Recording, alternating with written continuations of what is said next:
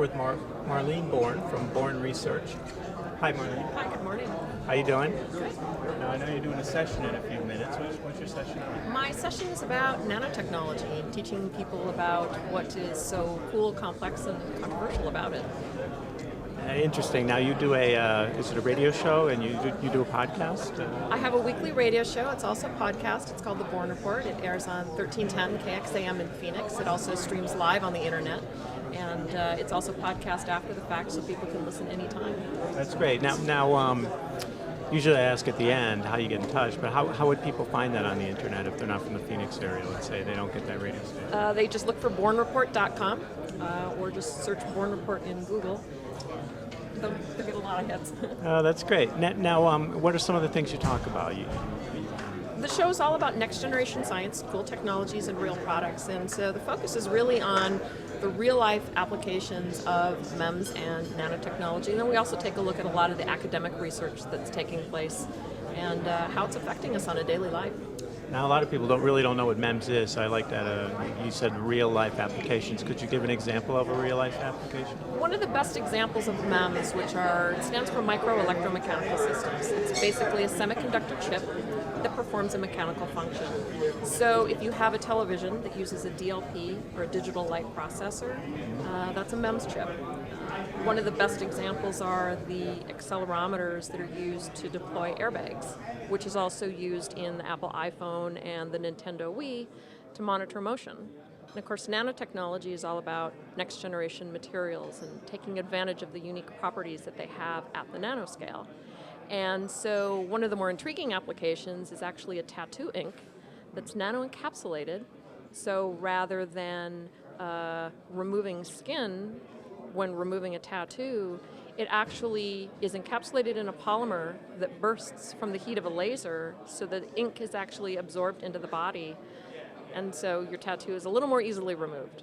So it'd be like a temporary tattoo, huh? Instead of those stick-on ones? Well, the tattoo artists don't like to necessarily refer to it as temporary, because they're artists and they would like to see their work as a permanent piece of work, but it is more easily removed than current inks are.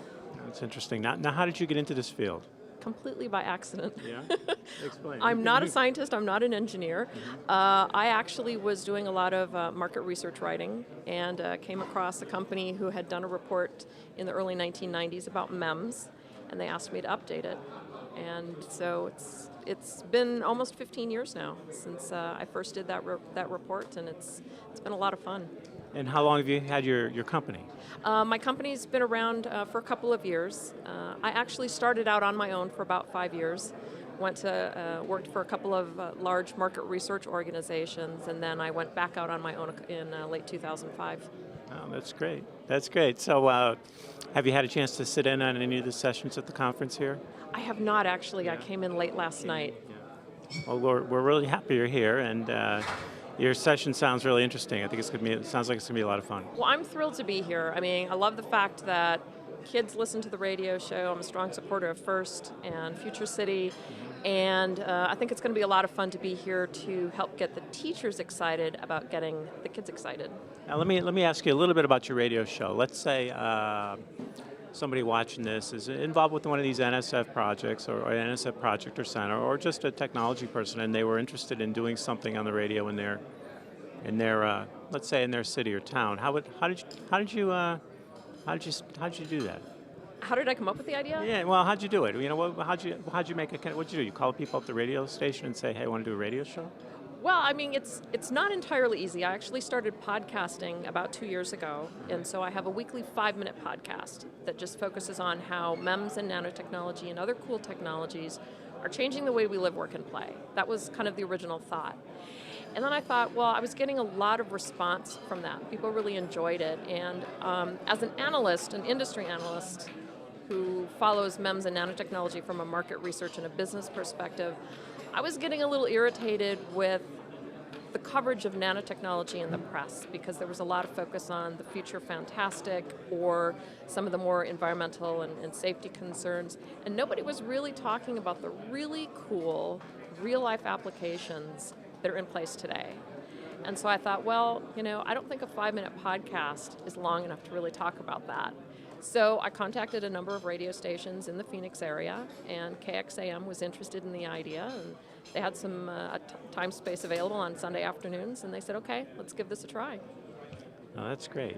That's excellent. Now, once again, how can people get in touch, find you on the web, and find your podcast, and listen to your radio show? The radio show and the podcast are both on www.bournereport.com. And that's Bourne report, all one word, right? Exactly. Great. Right. Well, thank you. Thank you.